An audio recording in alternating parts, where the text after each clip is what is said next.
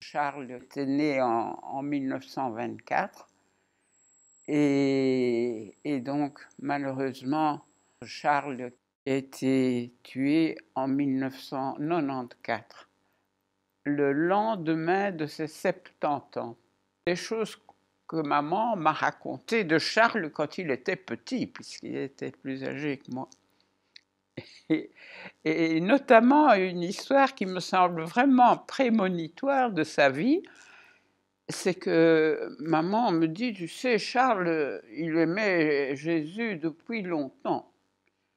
Alors j'étais très intéressée d'entendre ça. Elle me racontait ça quand moi j'avais une dizaine d'années.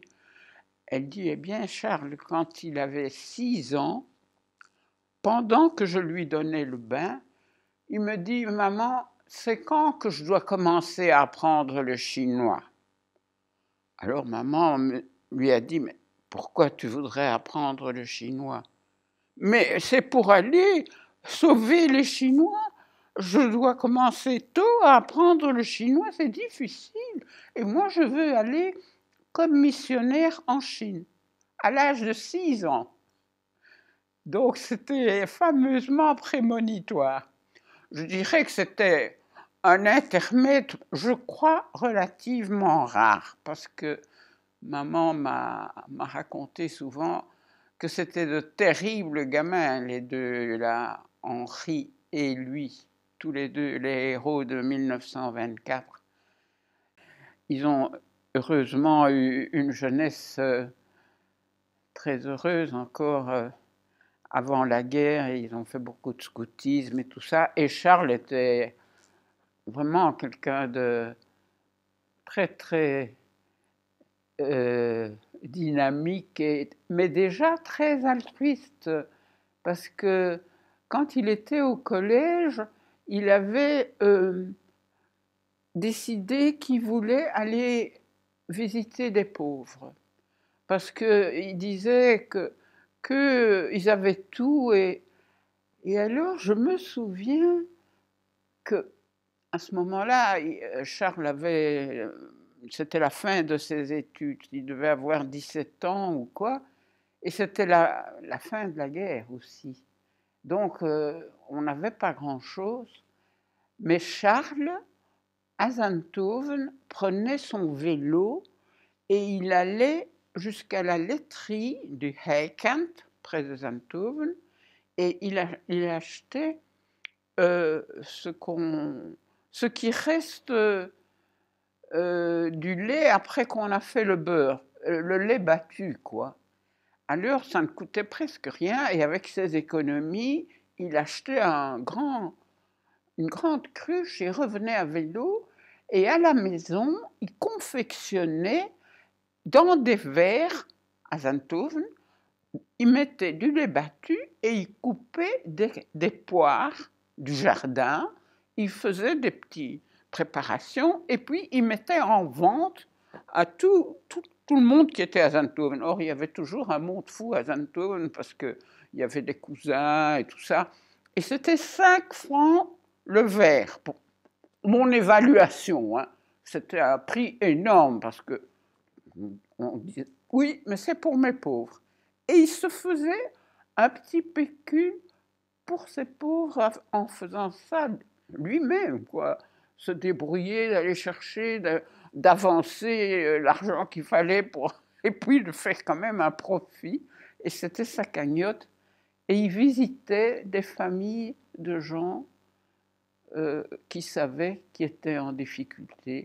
Peut-être que maman lui en avait parlé, ou c'est lui qui a trouvé. Ça, je ne connais pas les détails, mais je sais que déjà, avant de devenir séminariste, il avait déjà cette envie et cet altruisme qui faisait qu'il voulait aider les autres. Et d'ailleurs, un journaliste qui était avec lui à l'école, Manu Reus, je crois, a dit, après que Charles est décédé, qu'il se rappelle que Charles, à l'école, il était dans sa classe, faisait ça, et que l'un ou l'autre le suivait Je ne sais pas vraiment s'il faisait la même chose, mais que ça avait marqué le fait que Charles s'occupait de gens plus pauvres, quoi. Évidemment, quand il est entré chez les séminaristes, très jeune, il a décidé d'aller chez les Pères Blancs et il est allé au séminaire des Pères Blancs à Bocout. Et ça se situe, je crois, en 1943, je crois. Il était très jeune. Et ce qui s'est passé de marquant à ce moment-là, c'est que c'était pendant la guerre encore, au moment où Henri a été tué. Et à ce moment-là, c'était en 1944, donc Henri avait 20 ans et Charles était donc sur le point d'avoir 20 ans en décembre. Et donc ça a été quelque chose de très triste dans la vie de Charles, mais bon, il a poursuivi son noviciat. D'abord, on le voyait habillé toujours en noir pendant les séminaristes, et puis tout d'un coup, il revenait à la maison carrément habillé comme les Pères Blancs, avec le chapelet, avec un fès, enfin. Et il y a eu la première messe à Zenthoven, c'était très touchant, carrément une procession depuis la maison de Zenthoven jusqu'à l'église pour la première messe de Charles. Au moment de prendre une décision, il avait le droit d'exprimer un souhait pour l'endroit où il voudrait commencer sa vie de missionnaire. Mais les Pères Blancs ont décidé différemment et lui ont dit qu'il avait été nommé pour aller au Maghreb, c'est-à-dire en Afrique du Nord, et plus spécialement en Algérie. Et à ce moment-là, l'Algérie était encore Algérie française, quoi. C'était une colonie de la France. Et Charles a été d'abord à Tunis pour apprendre la langue arabe et apprendre tout ce qui contenait le monde islamique, parce qu'il n'avait pas de formation. Lui, on lui a enseigné l'arabe classique, mais tout de suite, Charles a connu l'arabe dialectal parce qu'il parlait avec tout. Dès qu'il avait la possibilité, il parlait avec les gens. C'est-à-dire qu'il prenait le thé avec le jardinier, il travaillait avec un autre pour pratiquer la langue. Et donc ça, c'était sa toute première étape. Et après, on l'a envoyé en Algérie. TGO was toen zo'n beetje de hoofdplaats. We hadden nog verschillende gemeenschappen in Kabylië, die nu niet meer bestaan. Maar TGO was zo'n beetje de ontmoetingsplaats. En voordat je binnengaat in Hoog-Kabylië, komt je van Algiers en iedereen stopt in TGO.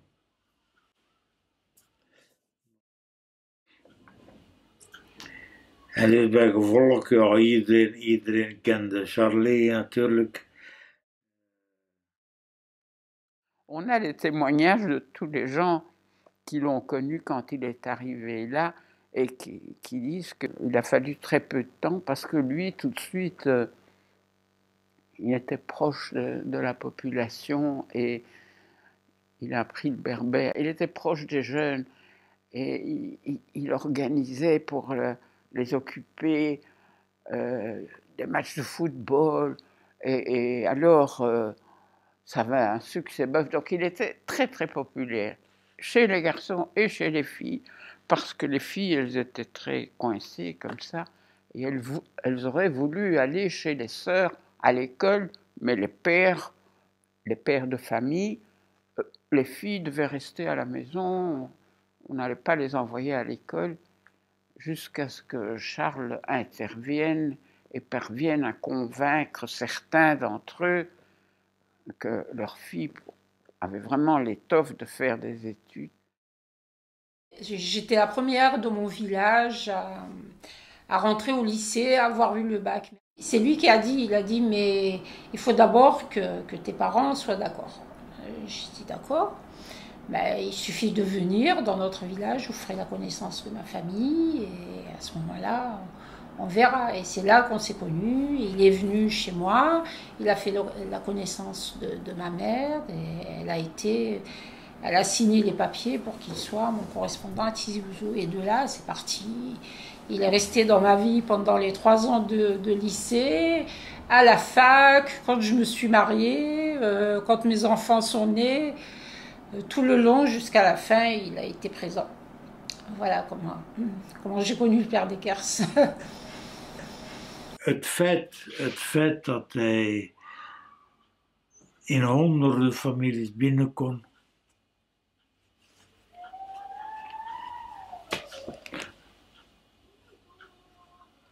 Ik zou zeggen, ja, dat bewijst dat hij het hart op de juiste plaats had. Die mochten overal binnen. Maar als je die mensen, je moet kunnen wachten. Hè? Met Algerijnen, dat zijn geen Tunesiërs. Hè?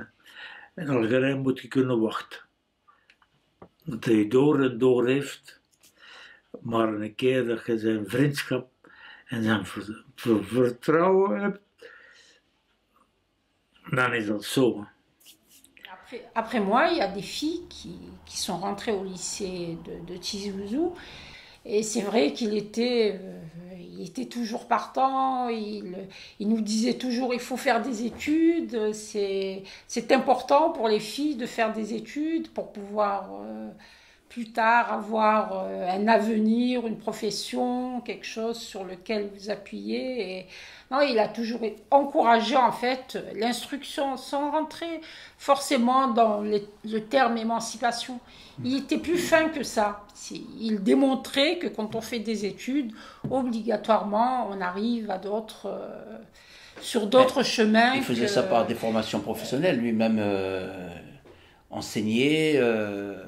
Oui, il a été enseignant à Tadmaït, un lycée, je ne sais pas si c'était un lycée ou un collège. Il enseignait l'arabe. En Algérie. Oui, en Algérie. Tout belge qu'il était. Oui. Par ailleurs, il avait créé les mouvements de jeunesse pour les jeunes garçons musulmans. Et c'est à ce moment-là qu'il a aussi créé une école professionnelle parce que les jeunes berbères n'avaient pas accès aux écoles françaises. Et donc, pour faire des études, ça s'arrêtait un peu, je dirais, quand les jeunes avaient 13-14 ans, ça y est, ils n'allaient plus à l'école. Et Charles a initié une école où on commençait à leur apprendre à taper à la machine, à faire des petits travaux, une école semi-professionnelle qui a eu un succès énorme.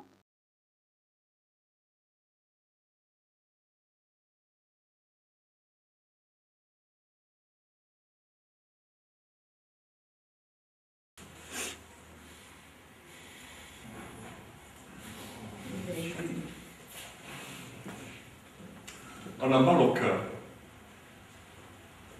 quand on parle de père Deckers. Je m'excuse. Bon, je vais revenir. Vous savez, le père Deckers est venu juste au début de la Révolution. Les années 54-55, au niveau de Tizi Ouzou, vous avez les indigènes, les jeunes indigènes, et vous avez les jeunes pieds noirs, les enfants. Le père Deckers a eu, disons, cette idée lumineuse de créer un foyer. Dans ce foyer, vous avez le billard, vous avez le ping-foot et vous avez le ping-pong. Nous étions plus tard, ce foyer a formé des champions en ping-foot, en billard, en ping-foot. Des champions. Il a eu plus tard lumineuse idée, lui c'était tout le temps des idées lumineuses, d'avoir créé un petit bureau où il y avait une vingtaine de machines à écrire de dactylographes. Toute l'administration de Tizi Ouzou, les dactylographes qu'elle utilisait étaient formés par le père de classe. Et bien plus tard à Alger. Ensuite, plus tard, il a créé cette école de formation de comptabilité. Cette école, je vais vous dire après l'indépendance. Je ne pense pas que je vais me tromper en disant que les 80% des comptables au niveau d'Alger et de Tizi Ouzou, qui étaient dans les administrations des sociétés, les 80% étaient formés par le père Decazes. Moi, je cite uniquement les éléments que je connais, il en a fait tellement Ensuite, il y a eu un phénomène extraordinaire. Dans le temps, d'abord, nous, tous les lycéens de Tizi Ouzou, les indigènes, comme on les appelait, parce que tous ont fréquenté ce lycée. Il y a eu le lycée technique de Délice qui s'appelait dans le temps École nationale professionnelle. Cette école était réservée spécifiquement et uniquement aux élèves pieds noirs. Les Algériens n'avaient pas accès. Le père Decazes a réussi à ouvrir le concours aux Algériens.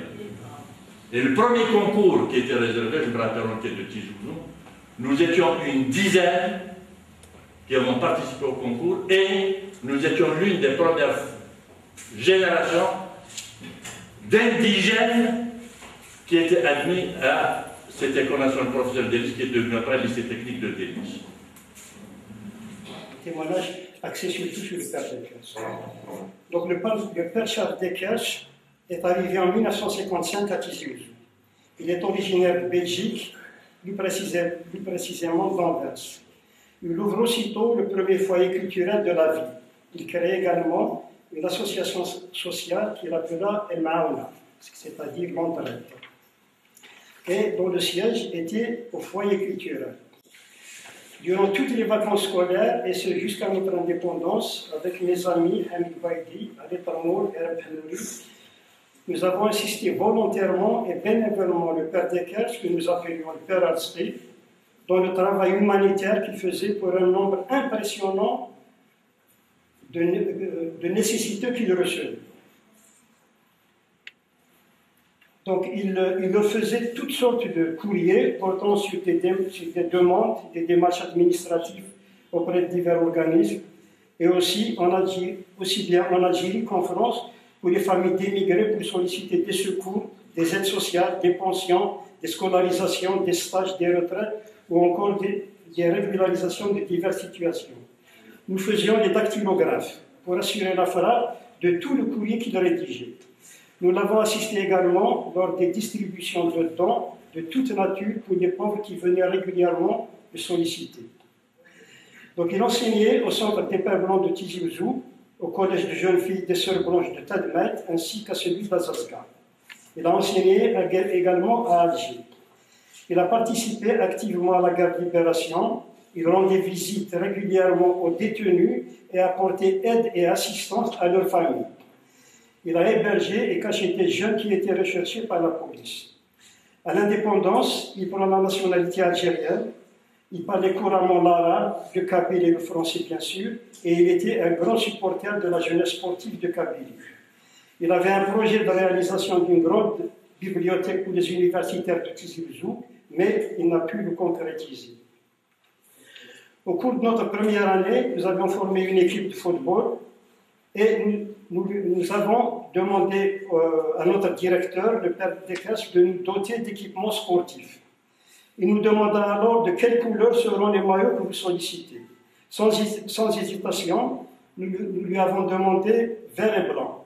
Il refusa, arguant que la police allait débarquer pour nous embarquer. Nous n'avons plus rien dit.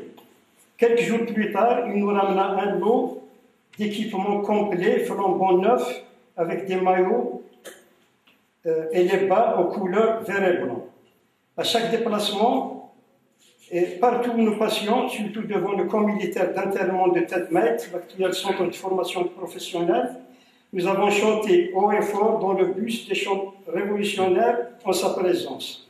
Il nous regardait toujours par un sourire, comme pour dire son approbation.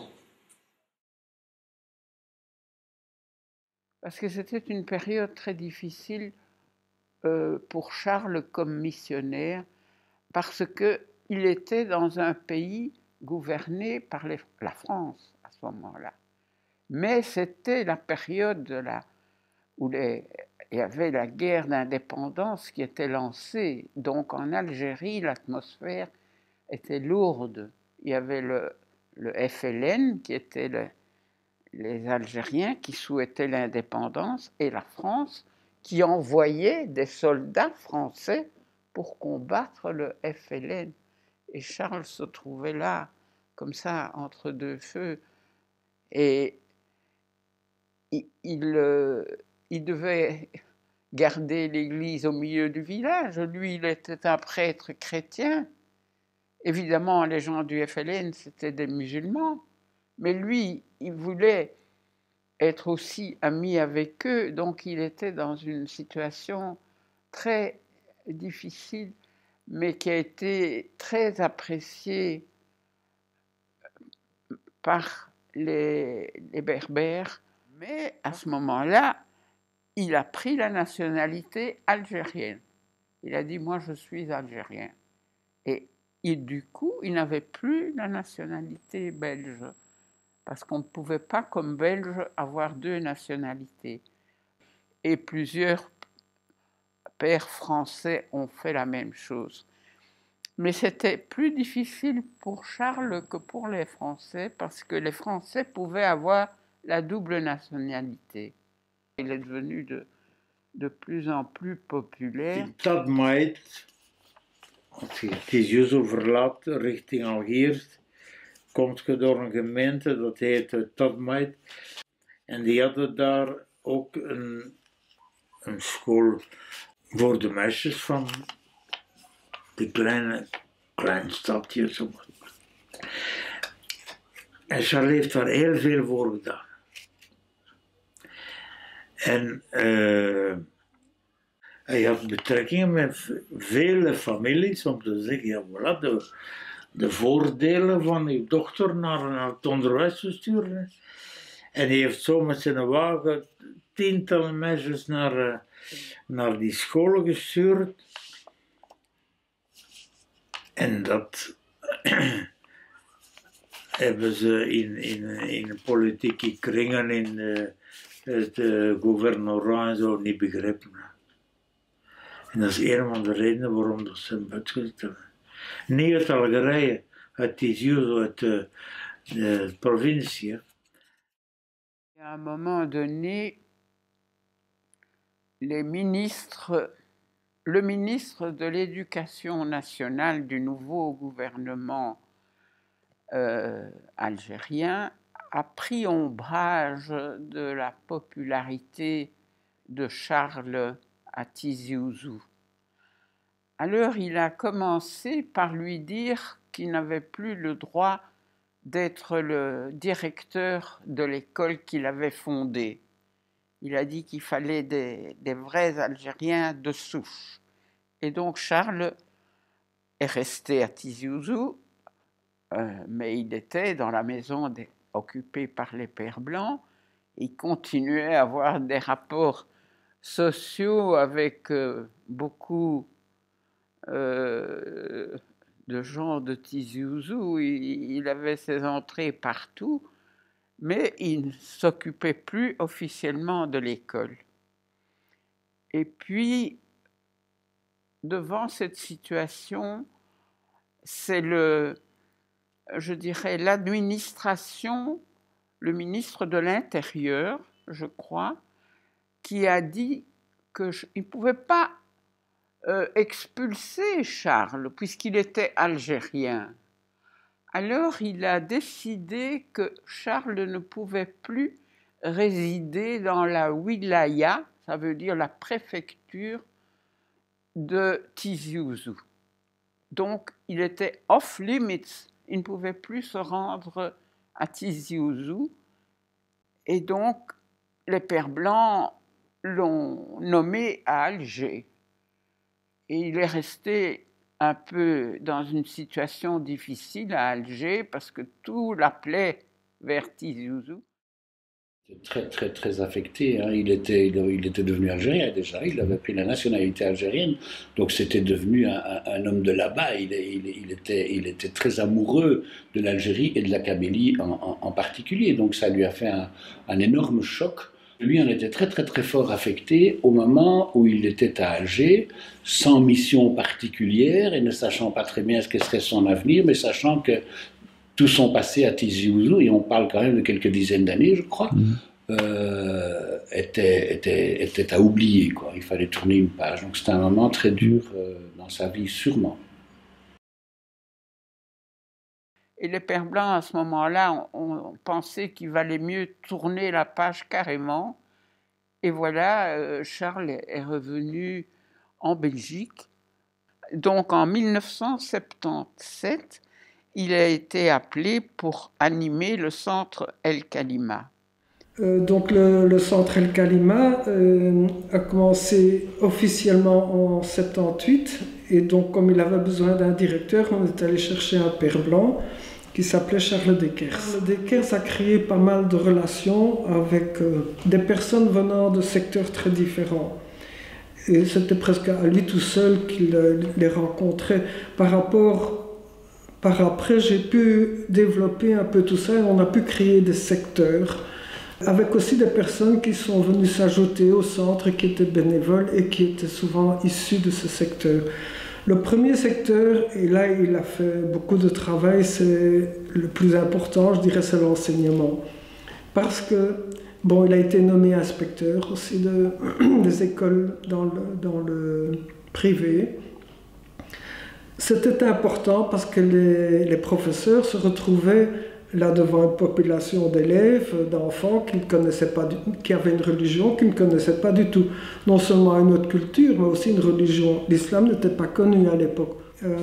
Sa présence était très importante pour faire comprendre ce que c'était l'islam et pour pouvoir se rapprocher du coup de ses enfants. Un autre domaine, c'est celui de la santé. Il allait aussi dans les hôpitaux pour parler avec les gens et aussi pour expliquer aux infirmières, par exemple, qu'il y avait des espèces de tabous que les hommes marocains n'aimaient pas que leurs femmes soient examinées par des hommes. Toutes des choses basiques comme ça qui rendaient plus facile l'harmonie et la vie. Un autre domaine, c'est les couples mixtes. Et donc, quand c'était un mariage, souvent à l'église ou même pas, il les accueillait en tout cas. Et il discutait beaucoup avec eux. Il parlait aussi des difficultés qu'ils allaient rencontrer, puisqu'ils connaissaient bien les deux cultures. Et ça, c'était très important. Alors aussi, un autre domaine, c'était la formation. Justement, parce qu'on ne connaissait pas l'islam, il a mis sur pied des cours pour le public, pour tout public. Et donc j'en ai encore retrouvé des traces aussi. Je crois qu'il avait fait un petit fascicule pour expliquer ce que c'était l'islam. Enfin, c'est une grande théorie de base, quoi. Je dis, tout a été initié par Charles, et on a pu continuer sur sa lancée, disons.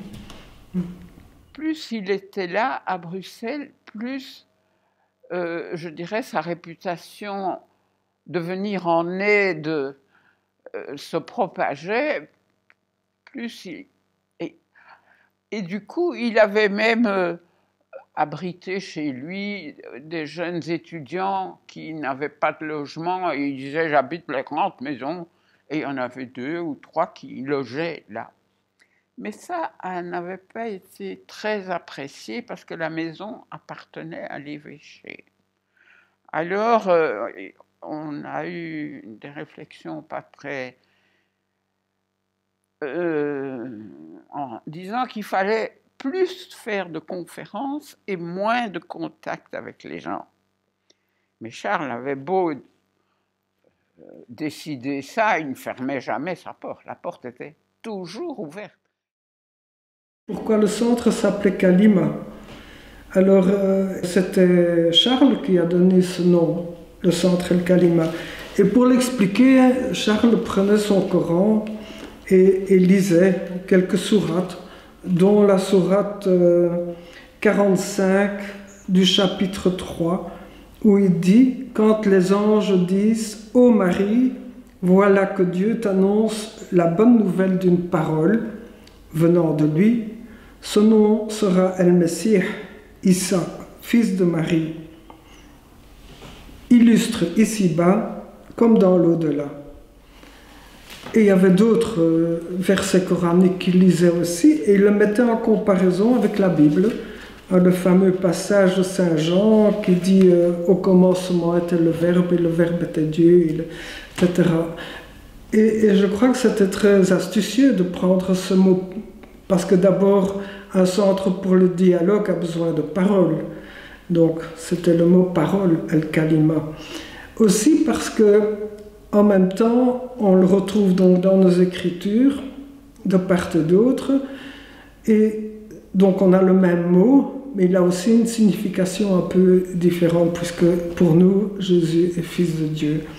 Et donc ça montre bien tout le travail qu'il y a à faire.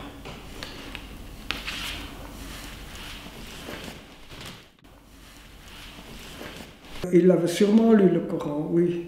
Et probablement que dans sa prière aussi, il devait employer de temps en temps des versets, comme on le fait nous aussi, enfin, à certaines occasions en tout cas.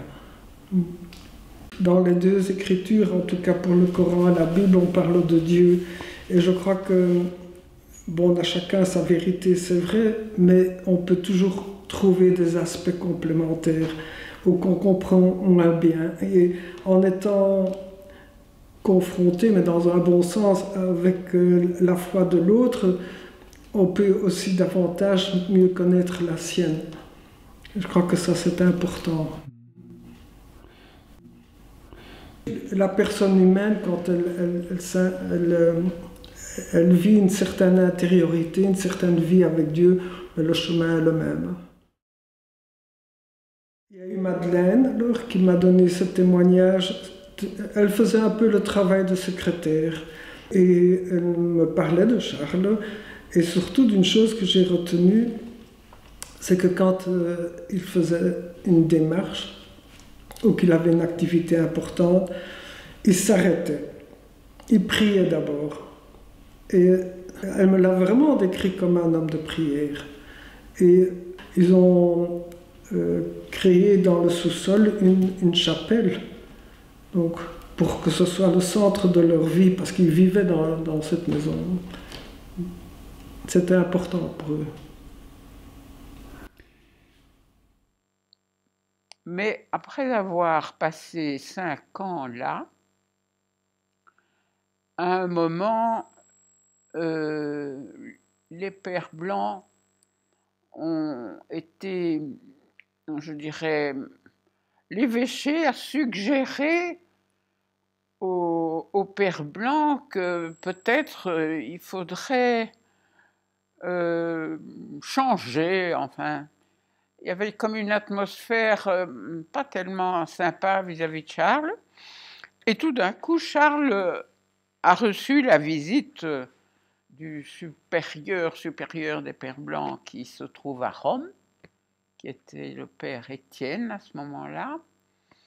Et le père Étienne est venu lui parler, disant que le Yémen était en grosse difficulté pour trouver un prêtre et que Mother Teresa, qui avait des religieuses qui travaillaient au Yémen dans les hôpitaux, avait demandé au père blanc d'envoyer un prêtre. Et récemment, il nous annonce qu'il part au Yémen. Et je dis, enfin Charles, tu vas partir au Yémen, il avait 60 ans au moins à ce moment-là, je ne sais plus trop. Hein. Je dis, Charles, tu ne peux pas dire non, hein, ça suffit maintenant. Quoi. Son pays, c'était l'Algérie, c'est là qu'il avait été heureux. Bon, ça a mal tourné puisqu'il était persona non grata en Kabylie et qu'il ne pouvait pas y retourner, mais au moins à Alger, mais pas le Yémen. Et on a eu de fortes discussions à ce moment-là, et je le poussais un peu à la révolte en disant, mais dis non, tu es vieux maintenant, tu peux le dire, tu es grand, quoi. Et non, il l'a jamais fait. Il m'a expliqué, non, moi j'ai fait vœu d'obéissance, et donc je pars. Ça m'a toujours très fort frappé, parce que voilà, cette espèce de soumission pour aller dans un pays, et pourquoi faire dans ce pays, donc je ne comprenais pas très bien. Et puis, il est parti au Yémen, à Hodeïda, où il était envoyé officiellement pour le Catholic Relief Service en juin 82, avec la mission très claire aussi d'être l'aumônier des religieuses qui travaillaient dans différents hôpitaux qui se trouvaient parfois très loin de Hodeïda. Chaque week-end, il partait voir les sœurs et il allait chaque fois dans un autre hôpital et c'était très distant, mais des choses comme 300 kilomètres. Donc il fallait au moins 2-3 jours, quoi. Et donc, il était très apprécié par les religieuses qui attendaient sa visite. Mais quand il était à Hodeïda, Charles ne pouvait pas avoir de contact avec les Arabes yéménites. Bon, il pouvait parler avec les Européens, mais pas avec la population locale. Or, qui connaît Charles sait que c'est vraiment le pire pour lui. On a été le voir avec ma cousine Christine au Yémen, puisqu'il était le représentant des sœurs de Mère Teresa, où il y avait 3 communautés. Et nous, on l'a surtout vu à Hodeïda, où il était mis en quarantaine. Il était tout seul dans un appartement. Et tout seul dans un appartement à Hodeïda. Je pense qu'il était très seul. Oui. Et embêté parce que très espionné. Toute personne qui voulait venir le voir pouvait être mise en danger par après. Et donc, je crois que ça, c'était son problème. Il adorait les rencontres avec les gens, il adorait de rencontrer les gens. Et là, le problème, c'est que si les gens venaient le voir, il risquait d'être mis en difficulté peut-être par après. Je ne sais pas la réalité, réellement, ce qui se passait après, mais ça l'ennuyait, lui. Il pouvait être mis en difficulté. Je sais qu'il nous avait fait la réflexion que sur le laps de temps que nous avions été au Yémen, nous avions eu plus de contacts parce que nous étions 2 femmes. Et moi, je me débrouille un peu en arabe. Que lui n'en avait en étant là depuis 1 année ou 2 ans et en étant là comme professeur. Mais le fait qu'il soit un homme empêchait aussi qu'il soit reçu dans les familles. Tandis que nous, étant des femmes, on était tout de suite reçus dans des familles. Accueillis par tout le monde. Et le travail qu'il avait trouvé, c'était d'être professeur d'anglais dans une école, et je ne sais plus quel type d'école c'était. Parce que Charles était très doué pour les langues, hyper doué. Et dans un magasin où nous sommes rentrés, je me souviens plus. Le patron du magasin, il a commencé à parler avec Charles. Et puis à un moment donné est arrivé un jeune qui, en entrant dans le magasin, a dit en arabe que la paix de Dieu, que la paix d'Allah soit sur vous, et spécialement sur les vrais croyants. Donc nous étions exclus. Et Charles a repris tout de suite en arabe. Et pour toi, qui sont les vrais croyants? Et le patron du magasin s'est lancé dans une diatribe aux jeunes en disant « Mais enfin, de quoi te mêles-tu? Et j'ai des invités chez moi et tu les traites comme s'ils étaient des moins que rien. » Parce que le brave jeune n'imaginait pas qu'on était 2 à pouvoir, comprendre très bien l'arabe et l'autre deviner certaines choses. C'était vraiment très, très étonnant. Et la réaction de Charles avait été immédiate et pas du tout violente. Mais qui sont les vrais croyants? les deux seules communautés chrétiennes, c'était les sœurs de Mère Teresa qui étaient dans Hodeida même, Et et les sœurs blanches, mais qui étaient un peu plus éloignées en périphérie d'Hodeida. Il fallait une demi-heure de route de voiture. Parce qu'on avait été les voir travailler. Oui. Alors à un moment donné, les sœurs blanches, et ça c'est de nouveau des informations que moi j'ai eues par après, ont dû quitter le Yémen en catastrophe.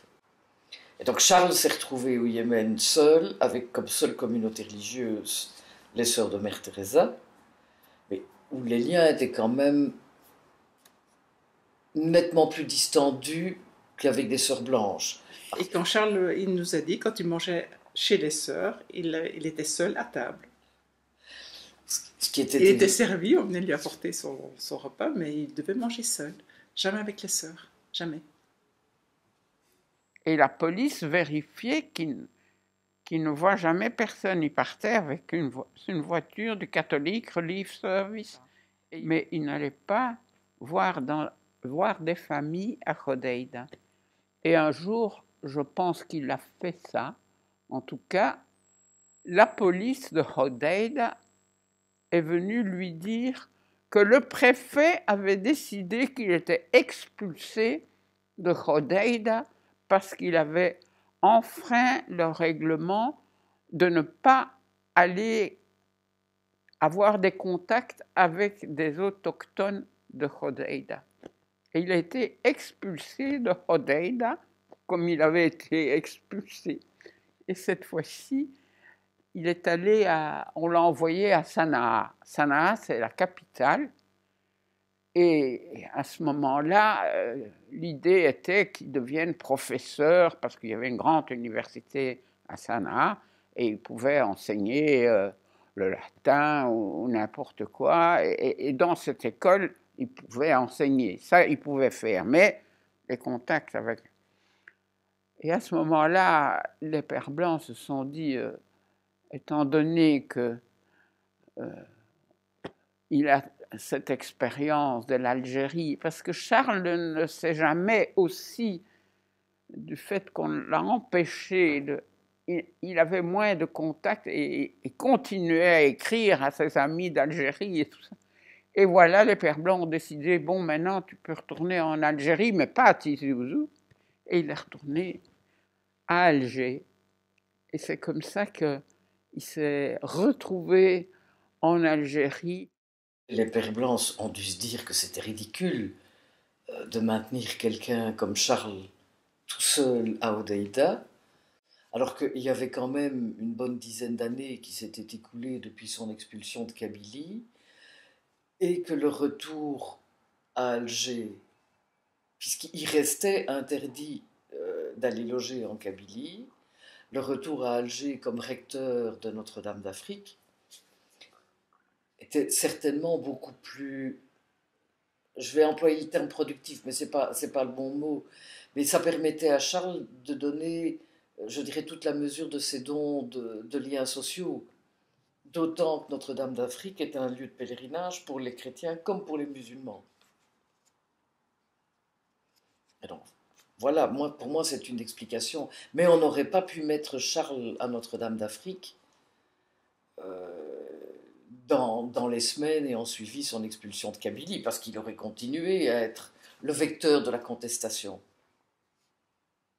Il a été nommé principalement pour accueillir les visiteurs. Énormément de musulmans qui venaient visiter la cathédrale, qui était Notre-Dame d'Afrique.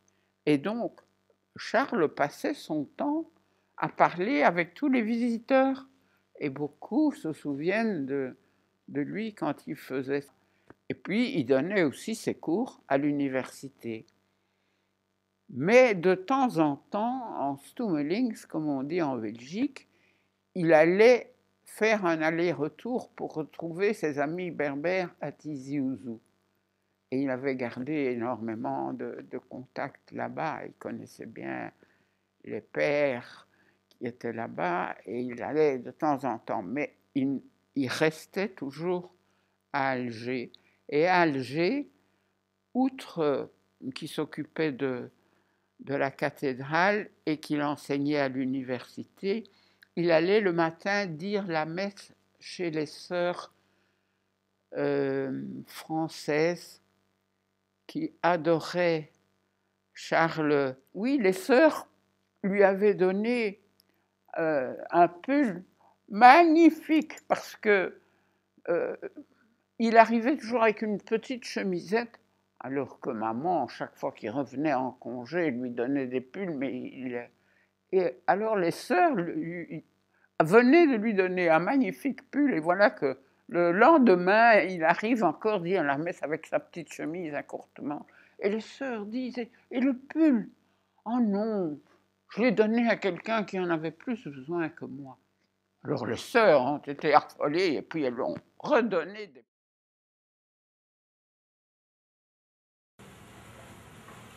Il reviendra au pays après les événements du 5 octobre 88 et prit immédiatement contact avec ses anciennes relations, même s'il correspondait déjà avec elles depuis son exil en son pays natal.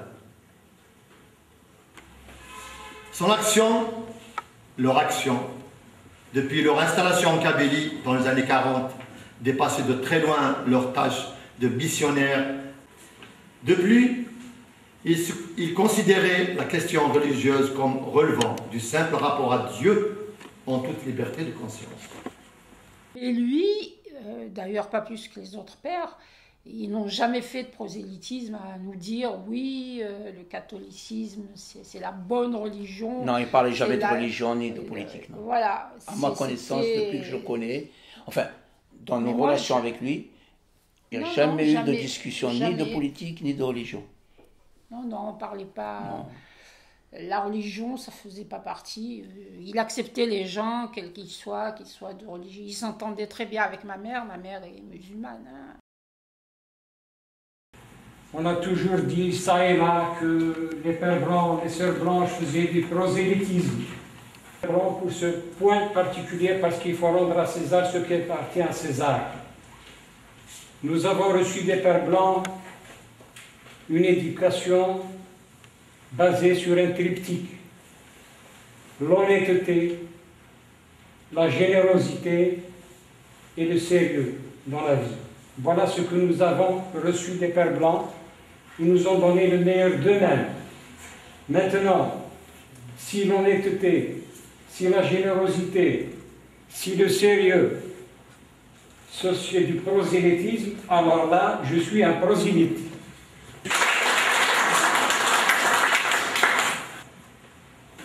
Maintenant, si prosélytisme veut dire que ces hommes sont venus répandre une doctrine, une idée, parce que le mot prosélytisme, je ne l'aime pas, moi personnellement, hein, je ne l'aime pas. Je ne l'aime pas parce que prosélytisme, on se croirait dans un monde de gourous, de sectes. Alors que là, je crois que même c'est... Parce que c'est un faux débat, j'ai dit tout à l'heure que c'est un faux débat. Ces gens-là, ce sont des missionnaires. Ça veut tout dire, missionnaires. Ils ont mission pour quoi faire? Oui, répondre à la foi, répondre, faire du christianisme. Oui, je le dis tout haut, c'est leur mission. Et c'est un débat qui n'a pas lieu d'être dans un pays où la liberté de culte est reconnue, où la religion de l'État est la religion et l'islam. Je n'ai pas peur de dire tout haut ce que certains pensent tout bas aujourd'hui. Je crois que le moment est venu de poser les véritables problèmes et de lancer un débat pour dire qu'effectivement, voilà, ce sont des missionnaires, c'est tout à fait, c'est de bonne guerre. Et pour que ça soit clair, les amis, je suis un parfait musulman. Mon grand-père est parti 7 fois à la Mecque. C'était un grand musulman. Mon grand-père, il a appris le Coran, il appartient à une famille maraboutique, et le père de son était chrétien, c'est tout à fait normal. C'est ça le véritable islam, c'est ça la véritable religion, c'est ça le dialogue des civilisations, le dialogue des religions.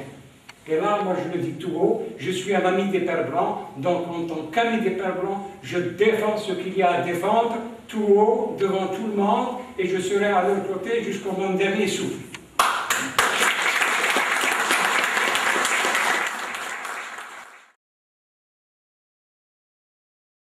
nog voor een deel in het klassicaat, dus de theologische vorming, dat refrein gehoord, wat waarschijnlijk al jaren verteld geweest is. Missionaris is kerk stichten. Dus bekeren. Dus mensen aanzetten om op allerlei manieren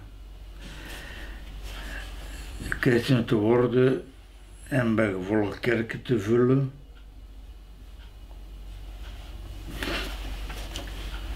Het is die kerk die veel kwaad gedaan heeft.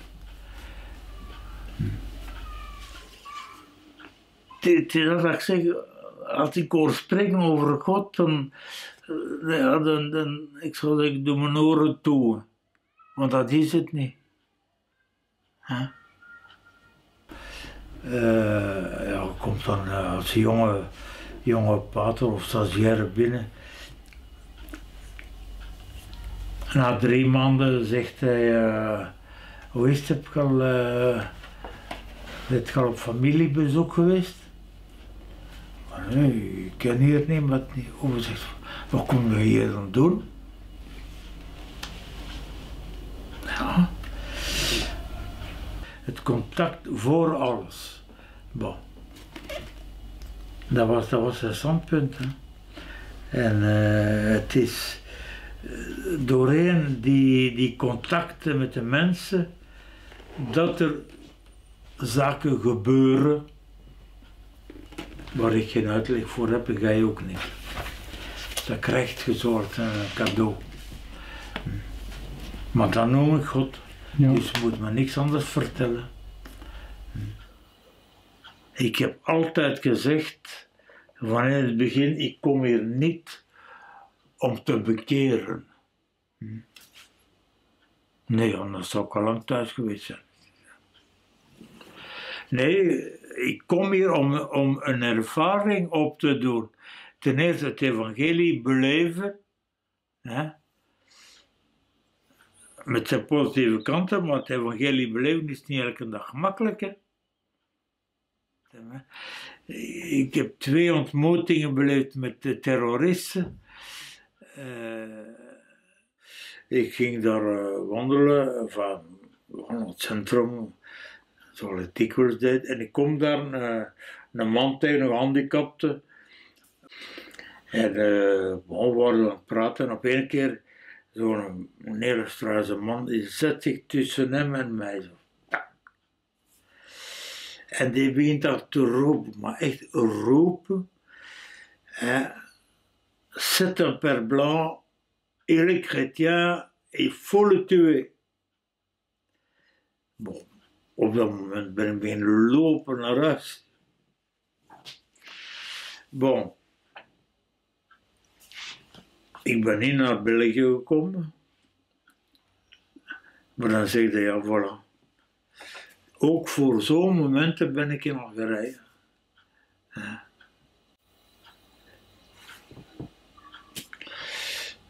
Al die vriendschapsbanden met families, met personen, of het nu in Algerije was of in Tunesië, dan zeg ik, maar dat is een missie. We moeten niet gaan zoeken in preken, heel de boel. Nee. Die band leggen tussen hem en mij. Wij zijn zodanig verschillend en toch komen wij tot een graad van aanvoelen dat er iets gebeurt.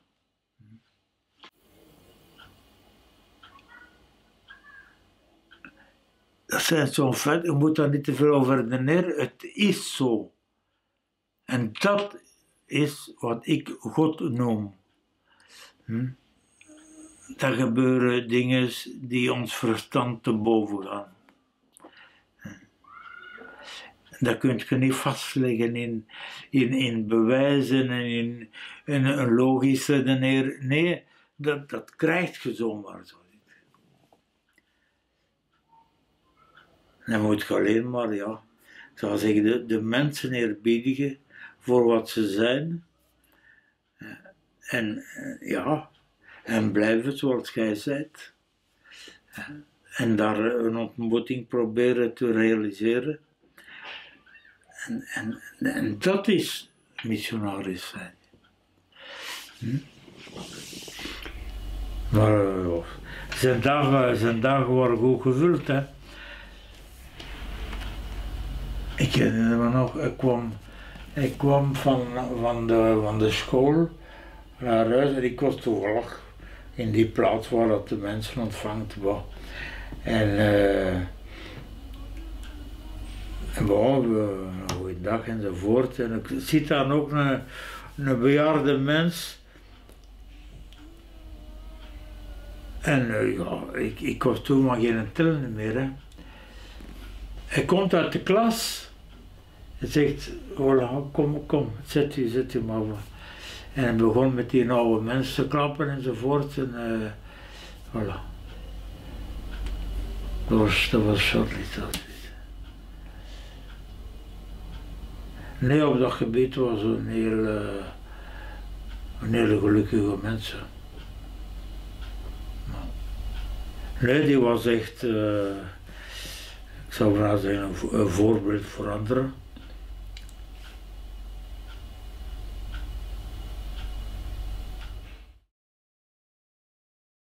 En fait, le 26 décembre au soir, il était 9h du soir, j'ai téléphoné à Charles parce que c'était son jour anniversaire. Et il m'a dit qu'il était à Alger, et voilà, je lui ai souhaité un bon anniversaire. Et ce jour-là, en fait, il y a un avion qui a été pris en otage par 4 terroristes, dont ils ont tué le cuisinier de l'ambassade de France. Et cet avion est parti après à Marseille, là où le GIGN a mis fin à la vie des 4 agresseurs. Et puis, à un moment donné, le matin, dans la voiture, j'entends 4 pères blancs tués à Tizouzou. Ben, je dis, oui, Charles n'y est pas, il était la veille au soir à Alger. Et puis, l'info suivante, dans les 4 pères blancs, il y a un père belge. Il est parti à Tizi Ouzou, il est arrivé chez ses collègues, il est salué, c'était pour la fête du supérieur, le père Chevillard, je crois, qui s'appelle le supérieur. Et il monte pour voir les autres, parce qu'ils étaient 3 dans cette mission-là. On a vu arriver une voiture avec des gendarmes algériens en uniforme qui sortaient de cette voiture et qui nous ont dit de partir et de nous mettre dans une pièce ailleurs. Et ils sont restés avec le supérieur et ils ont dit au supérieur que lui et les autres pères devaient partir avec eux pour aller à la préfecture pour mettre les papiers en ordre. Et alors le supérieur a dit, mais moi je suis tout le temps au téléphone avec le préfet, nos papiers sont tout à fait en ordre. Moi je ne pars pas avec vous, nos papiers sont en ordre. Et à ce moment-là, il a vu les intentions violentes de ces gens et il a crié à ses collègues qui étaient en haut de s'enfuir.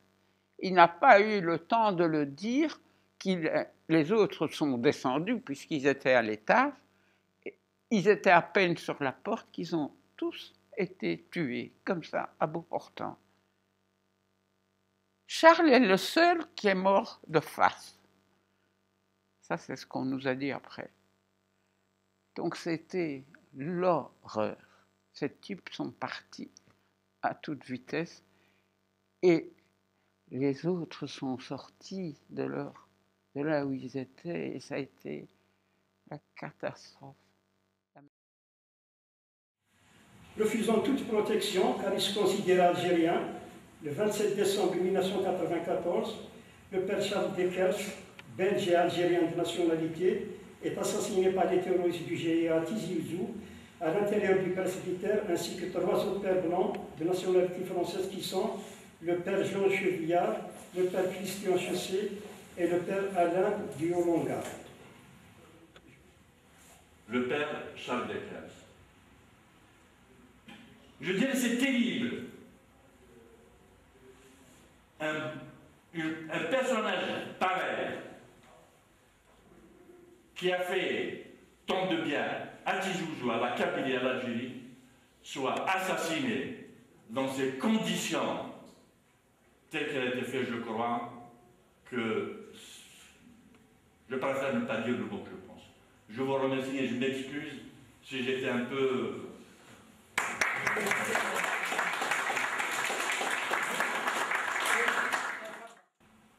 Le jour de leur enterrement, toute la Kabylie avait baissé rideau en signe de deuil, de dénonciation de l'acte abject et de compassion avec leur famille. Mais à Tizi Ouzou, il y a eu des funérailles merveilleuses. Toute la ville a fermé les volets, toutes les femmes ont fait les you-you, c'est le signe vraiment de respect. Et tout Tizi Ouzou était à ces funérailles, ça a été splendide. Mais donc ça a été un moment très très important, non seulement en Kabylie, principalement à Tizi Ouzou, mais les pères étaient connus partout. Il a donné ses directives et il a bien été enterré là-bas. Enterrement où hommes et femmes, ce qui est assez étonnant, ont participé à l'enterrement. D'habitude, les femmes ne vont jamais au cimetière, mais là, apparemment, les femmes ont été au cimetière pour son enterrement à lui. Et donc, je vais un jour prendre de l'essence dans une petite station d'essence où il y avait encore un pompiste qui y servait et auquel je dis « Vous avez un accent étranger, est-ce que vous ne seriez pas français ?» Et le pompiste me dit « Non, mais j'ai été colonisé par les Français. Je suis algérien. » Et alors, il dit « Vous n'avez rien contre les Algériens ?» Mais je dis « Mais non, j'ai d'ailleurs un cousin qui est algérien. » « Vous avez un cousin qui est algérien ?»« Oui, mais c'est un cousin qui est père blanc. » Et alors il me dit tout de suite « Ce n'est pas le père d'Ekers ?» Je dis « Si, c'est le père d'Ekers. » Et ce qui a été très touchant aussi, c'est que quand je suis retourné faire un plein d'essence à la même station, après le décès de Charles, le pompiste a lâché le client qu'il était en train de servir pour venir m'embrasser et me dire qu'il était désolé de ce qui était arrivé et que c'était vraiment quelque chose que la plupart des Algériens ne pouvaient pas accepter, tolérer et condamner. Et si j'ai bonne mémoire, je pense qu'il m'avait dit que la prochaine fois qu'il retournerait à Tizi Ouzou, il irait au cimetière pour prier sur la tombe de Charles.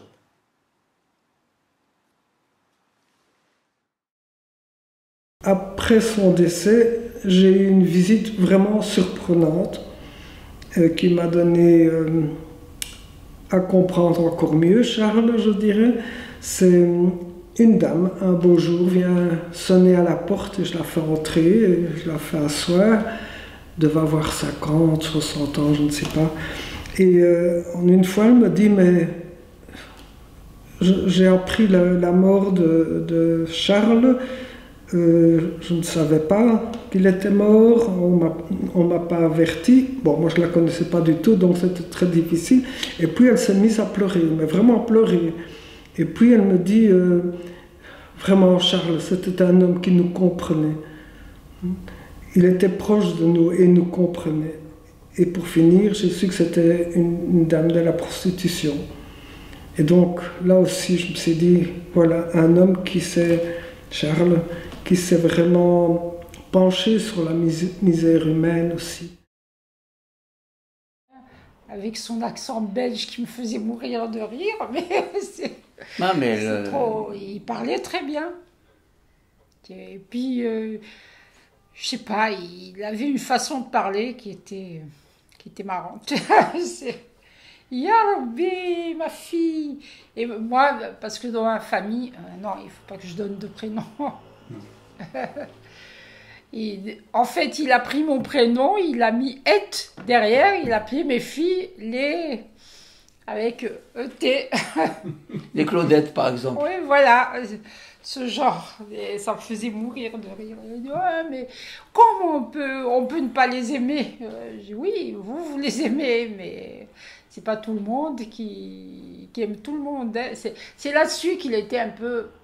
Il était tellement bon, en fait, qu'il ne pouvait pas concevoir qu'il y ait des gens qui ne le soient pas autant. C'est ça, c'est ce que je lui disais. Je lui disais, mais les gens ne sont pas forcément tous gentils, bons.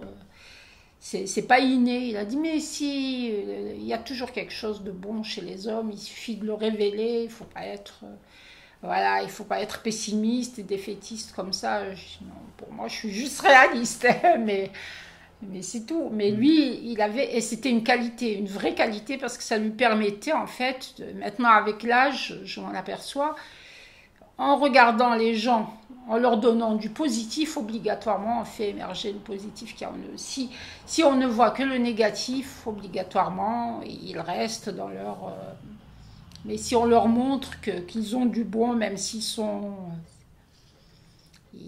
des défauts un peu...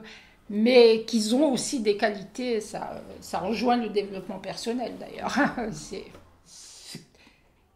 C'est comme si c'était de la famille, quoi. C'était sans prendre de pincettes, ni faire de manière. Incontestablement, pour moi, le père Dekers faisait partie de ma famille. Il fait toujours partie de ma famille, où qu'il soit. Il doit m'entendre quelque part.